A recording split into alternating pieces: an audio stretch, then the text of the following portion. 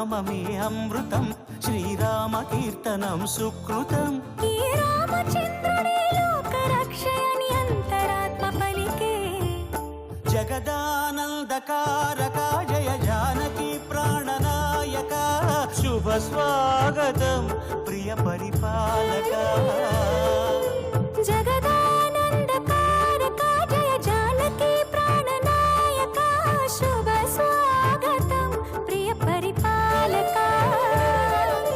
మంగళకరమౌ నీరాక ధర్మానికి వేదిక అవుగాక మా జీవనమేక పావనమౌగాక